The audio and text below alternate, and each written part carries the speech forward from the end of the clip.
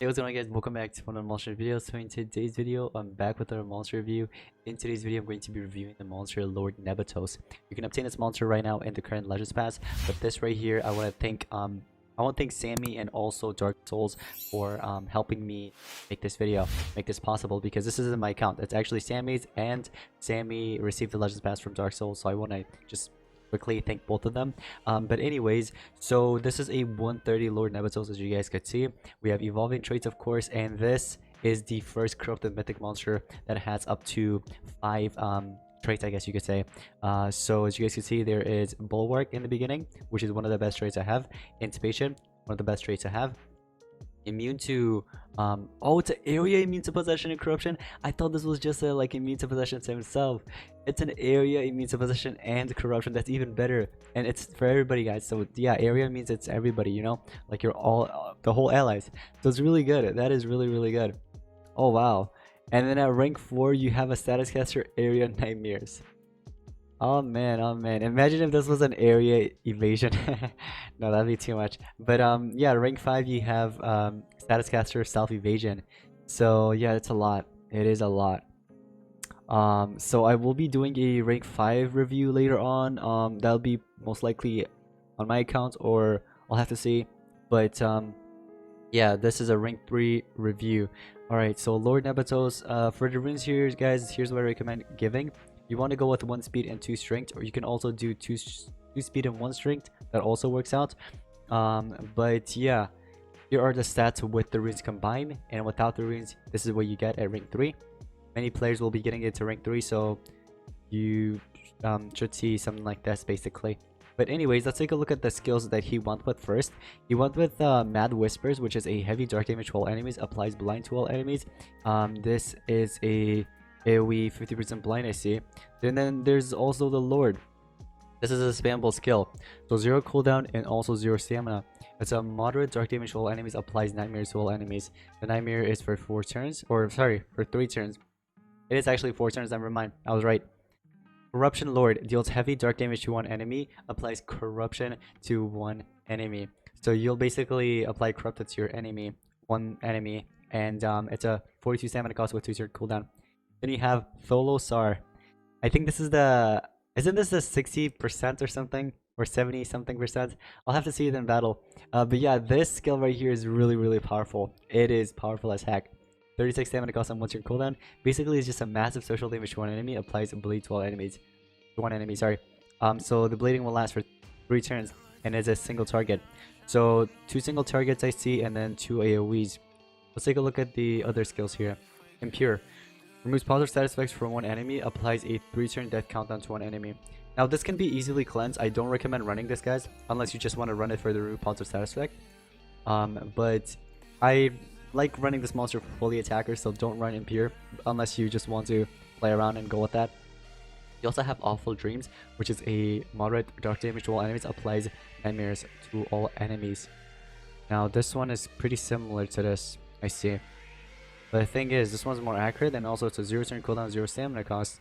This one's more powerful, but hey, once again, it's a spammable one, so I recommend running the Lord over Awful Dreams.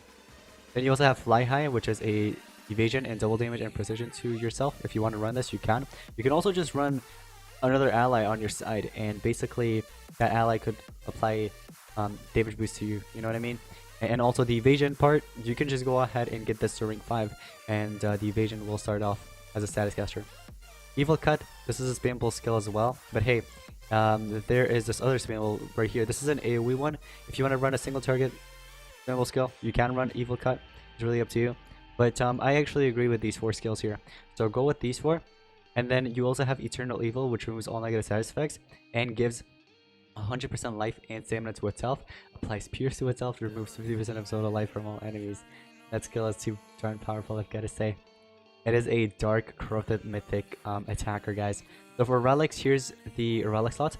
You can equip a sword. Okay, so for sword, I recommend running wingsuit sword, laser beam sword, cane sword. If you have those 3 swords, go ahead and give it. For armor, you don't have to go with Nebotus armor actually. Although that is an option. If you want to go with Nebotus armor, you can. But Morg's armor is the best choice. So if you have Morg's armor, go ahead and give it. But if you don't have it, just go ahead and run Nebotus armor or Rucha's armor. Rucha's the best. Give that. And then for the obscure talents, here's what I recommend, guys. For obscure talent, unrelenting assault is best. Unfortunately, he does not have it. I don't see it in here. So unrelenting assault, yeah, unfortunately, it doesn't have it. You can go with that. You can go with one of the ones that gives stamina, like Unholy Vigor, if you want to go with those. But unrelenting assault works best, guys. You can also do maybe Crystal Form, Static Shock, or I guess we could stick with the Burning Hands that he had. Alright? But yeah, Unrelenting Assault works best, guys. Alright, so I wanted to take it to PvP and I wanted to pair it up with Spectra. So Spectra could take in the first turn and use her AoE skill and basically remove positive status effects from everybody. Like if there are Megatons and stuff like that, I could just remove it with my Dispelling Fist that I have there, the Obscure Talent. So that'll help me out with that. And then later on, Nebotus can basically destroy them. So take a look at this. We're facing an Anticipation monster, but hey, it doesn't even matter. This monster is not like... It's not like this monster has extra turn skills, or also I'm not running like Unrelenting Assault, so it's fine. Completely fine. Let's go ahead and just fight here. And we're gonna go ahead and start it off with Falling Fire, and basically remove positive status effects from every single one of them. And now that leaves them open. It leaves those other two monsters open, the Denier and also the Attacker. And it looks like you didn't have the Spilling Fist. I was expecting that. But you can just eliminate my monster if you want. I don't really care. Go ahead and do it. I'm completely fine. And now take a look at this. Here, right, Lord Nebotus, he can literally attack whoever he wants. Plus, on top of that, Laser Beam Sword. It is a max out Laser Beam Sword, so it's giving me 5,040 points for 2 turns. And also, it'll deal some damage on top of that after I attack. And then on top of that, I also have Burning Hands. So here, I could do the Lord if I wanted to. I can also do the Mad Whisper. And the Tholorsar, like I mentioned earlier, this can actually one-tap every single one of them, even this Bombetta. So here's what I'll do. Let me see, you have your SN. I could just finish you off next turn with that. So let's just do the Lord. Oh, and then on top of that, we apply Burning, Laser Beam Sword on top of that. You're gonna come back, and then I'll hit you with like Firebolt or something. Get rid of you. And then I think you're gonna die. No? Yeah, okay. You died from the Burning. Cool. So yeah, I mean, if you have Spectra full speed, go ahead and run it. If you have any other monsters that is super fast, that could, you know, take in the first turn and remove positive status effects, go ahead and run it. You can even do Chuckle Muckle. If for those of you that have the Cosmic Monster Chuckle Muckle, do it. Alright, Lord Nebotus is very powerful. So if you could just remove positive status effects for him, everyone else is vulnerable, right? They're like open, and you can literally target whoever you want. So I could do the same exact thing here again, right? Remove positive status effect. And it looks like my attacker is actually faster than his attacker. I wonder what the ring setup is on that Kurai and also what level it is. The Spilling Fest, nice. Okay, it's just completely fine. Completely fine. So let's say any of these monsters could possess me, although they can't. But let's say if there were any and they tried possessing me, guess what? They can't, because I have the area immune to possession, thanks to him. And not just that, but also, even if that wasn't there, I also have Bulwark trait, which is really good. And also, if there were any extra turners, I have my Anticipation trait there, which is really nice. So what are you running? You're running 2 String Greens with 1 speed, and it's a level 140. Mine's a 130. Is it because I'm running triple team speeds? What are you running? Oh, you're running 1 team speed and 2 life. That makes sense. That makes sense. Alright, let me do Mad Whispers this time. This will hit them with an AoE blind. So let's go with that. Mad Whispers. Ooh, there we go. And then apply Burning Hands on top of that. Laser Beam Sword. Yeah, you're dead. You are dead, my friend. Bye-bye. Alright. And it barely dealt any damage back because it was weak. Soul Drag was weak. Alright, and now we can go ahead and charge up. We could do 1 shot, 1 kill. And finish you off just like that. You're gonna come back. Oh, see? The skill right here, like I mentioned earlier, the Lord. Although it is weak against Shelly, because it's dark against dark. But the Lord is a spammable AoE skill, so right now I could literally just use this over and over and over again. And it looks like Burning just landed. Laser Beam Sword on top of that. I can do, for example, Firebolt if I wanted to. Why not? I also stun you. Although that didn't work, but just finish you off, okay? Let's just go ahead and finish you off. So yeah, we got some points from that battle. Let me go ahead and see. So if you have Lindworm, for those of you that still uses Lindworm, I mean, it's completely fine. I don't judge. You go ahead and run Lindworm, take in the first turn and remove positive status effect from them. If you have a Master Rat, you can take in the first turn and remove positive status effect. If you have Vampira Straw, any of these monsters. You can even do the combo with, what is it called? Although this one's a bit risky, you can do the combo with Ferris, how you can take in the first turn and you apply that triple damage. Although that'll make him very, very powerful. Even if it's a 150, right? You can literally wipe off one of them. Like if there's a Megaton, which there will be, most likely, you go ahead and get rid of the Megatons, and then the other two monsters take in the turn after. It's not the best option, but if you have something like that, you can run it, play around with it, see how it goes. But I really like the spec combo, how you can take in the first turn and basically run the Spilling Fist, right? And then with the AoE, something like what he did with his spec just did. Alright, let's see how this goes. You take in the turn after, you hit me with Global Warming. That was actually pretty powerful. And look, the Sunburn didn't land. You want to know why? Because of the Bulwark trait. And guess what? He just, his Arlting Assault just kicked in. And that gave me an extra turn because of, what's it called? Anticipation. Because of the Anticipation trait. So, take a look at this. Instead of him taking the turn after, I take it before him. So I can literally finish off any of these two that I want, right?